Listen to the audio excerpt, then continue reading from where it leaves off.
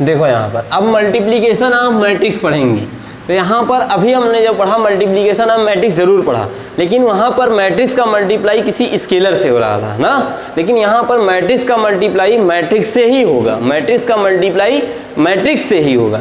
जब मैट्रिक्स का मल्टीप्लाई अगर मैट्रिक्स से ही होगा, इसकी कुछ शर्तें होती हैं। सपोज करो आपको दो मैट्रिक्स गिवन है, एक मैट्रिक्स ए है और दूसरा मैट्रिक्स बी है। एक मैट्रिक्स ए है और अदर मैट्रिक्स क्या है, बी है। अब ए मैट्रिक्स क्या है और बी मैट्रिक्स क्या है, ये अभी हमें पता नहीं है, ठीक है, ए और बी मैट्रिक्स हैं क्या।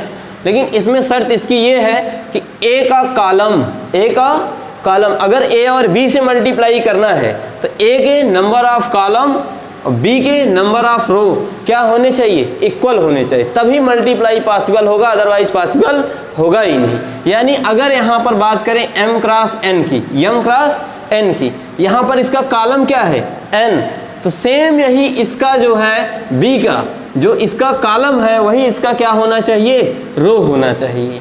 और रही बात इसके कॉलम की, इसका कॉलम कुछ भी हो, हमें इससे कोई मतलब नहीं है, कुछ भी हो, जैसे मान लो के मान ली कोई अदर, बट ये जो है पहले का रो और दूसरे का कॉलम, ये क्या होने, पहले का कॉलम दूसरे का रो क्या होना चाहिए, इक्वल। यानी देखो यहाँ पर मैंने लिखा नंबर ऑफ कॉलम इन ए वाले मैट्रिक्स में कॉलम देखा जाएगा और बी वाले मैट्रिक्स में रो देखा जाएगा, ये दोनों क्या होने चाहिए, इक्वल। अगर इक्वल होंगे तभी तो मैट्रिक्स का मल्टीप्लाई हो पाएगा, अदरवाइज पॉसिबल नहीं है, ठीक है। तो देखो यहाँ पर n, यहाँ पर n, कोई डाउट्स है, सेम, बट पहले ये इनके दोनों को यहाँ पर ये जरूरी नहीं है कि ये इसका जो रो है वही इसका कॉलम हो, ये हो या ना हो इससे कोई फर्क नहीं पड़ता, बट पहले का कॉलम दूसरे का रो इक्वल होना ही चाहिए।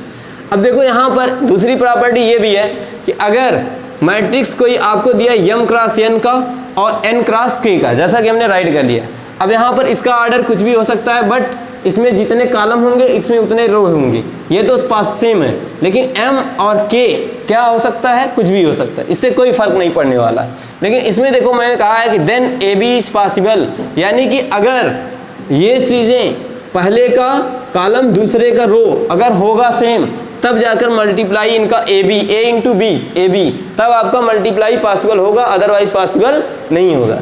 But B A is not possible, B A क्यों नहीं, ए बी तो पॉसिबल है लेकिन बी इंटू ए पॉसिबल नहीं है। क्यों नहीं है, क्योंकि जब बी इंटू ए की बात की जाएगी तो बी को आप पहले राइट कर लोगे और बी का क्या था, n क्रॉस k है, और ए का क्या है भाई, ए का है m क्रॉस n, यही तो है। अब बताओ पहले का कॉलम दूसरे का रो है इक्वल, नहीं है ना, इसीलिए ए बी तो पॉसिबल होगा लेकिन बी इंटू ए पॉसिबल नहीं होगा। ये मैट्रिक्स जो है तुम यहाँ पर स्केलर का मल्टीप्लाई को फॉलो नहीं करता, जैसे 2 इंटू 3 6 हो जाता है। अब तुम अगर इसका ऑर्डर चेंज कर दोगे, 3 इंटू 2 कर दोगे, 3 को पहले 2 को बाद, तब भी 6 होगा ना, लेकिन मैट्रिक्स इस चीज़ को फॉलो नहीं करता, याद रखना, ठीक है। इसमें क्या होना चाहिए कि जो भी मैट्रिक्स को पहले राइट कर रहे हो, अगर बी को आप पहले राइट कर रहे हो तो बी आपके लिए ए हो जाएगा, और ए को बाद में, ए आपके लिए क्या हो गया, बी हो गया, सेकंड मैट्रिक्स। तो फर्स्ट मैट्रिक्स जो होगा उसका कॉलम और सेकंड मैट्रिक्स का रो क्या होने चाहिए, इक्वल, तब मल्टीप्लाई कर पाओगे, अदरवाइज नहीं कर पाओगे। एक केस और है थर्ड, सपोज करो ए मैट्रिक्स आपको कोई गिवन है m क्रॉस n का, m क्रॉस, और बी मैट्रिक्स कोई गिवन है n क्रॉस n m का, यानी कि इसका पहले का जो है, पहले मैट्रिक्स का कॉलम और सेकंड मैट्रिक्स का रो इक्वल है, और पहले का रो सेकंड का कॉलम इक्वल है, यानी पहले का कॉलम और सेकंड का रो इक्वल है, और पहले का रो सेकंड का कॉलम अगर इक्वल होगा तो जो आपका ए बी मैट्रिक्स होगा वो क्या होगा, m क्रॉस n ही होगा, m क्रॉस n ही होगा। लेकिन जो बी ए होगा वो ये m क्रॉस m हो जाएगा, ए बी क्या होगा, m क्रॉस m होगा, लेकिन बी ए क्या हो जाएगा, n क्रॉस n हो जाएगा, ठीक है। A B is not equal to B A, यहाँ पर A B is not equal to B A क्यों नहीं होगा, यहाँ पर समझ गए होगे। यहाँ पर देखो ये पहले का कॉलम दूसरे का रो इक्वल था, तो ए बी तो फाइंड पॉसिबल है, क्या बी ए पॉसिबल है, नहीं पॉसिबल है, तो ए बी जो है बी ए के इक्वल होगा, नहीं होगा।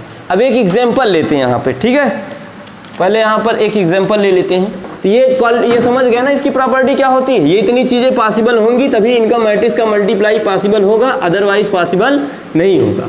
इनका मल्टीप्लाई, एक क्वेश्चन लेते हैं यहाँ पर, फुल हो गया क्या?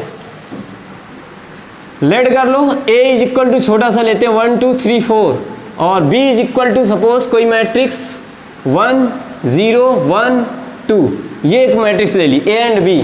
अगर ये क्वेश्चन आपको गिवन है तो ए बी आपसे पूछ रहा है तो ए बी कैसे फाइंड करोगे? इसमें देखो यही पूछ रहे थे ना, ए बी कैसे फाइंड करेंगे मैट्रिक्स का मैट्रिक्स से। इसमें देखो पहला रो पहला कॉलम पूरा कर लेंगे, पहला रो पहला कॉलम, ये पहला रो हो गया और ये पहला कॉलम हो गया। पहले मैट्रिक्स का रो चलेगा और सेकंड मैट्रिक्स का कॉलम। 1 1 जा कितना हो जाएगा 1, फिर प्लस लगाओगे 2 1 जा 2, पहले का पहले से फिर दूसरे का दूसरे से। क्लियर हुए यहाँ तक? फिर पहला रो और दूसरा कॉलम अब चलेगा 1 0 0 2 2 जा 4। अब पहले मैट्रिक्स का पहले रो का सेकंड वाले मैट्रिक्स के पहले कॉलम से भी कर लिए हैं और दूसरे कॉलम से भी कर लिए।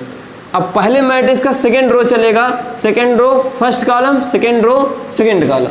जब सेकंड रो फर्स्ट कॉलम करोगे 3 1 जा 3 और 4 1 जा 4। अब 3 0 0 4 2 जा 8, तो ये हो जाएगा A B is equal to 1 2 कितना हो गया 3, 4 0 4 हो गया, 4 3 7 8 हो गया। कोई डाउट यहाँ तक नहीं है? ये समझ गए ना, पहला रो पहला कॉलम, फिर पहला रो दूसरा, पहला रो चलोगे और पहला कॉलम चलोगे, इसका इससे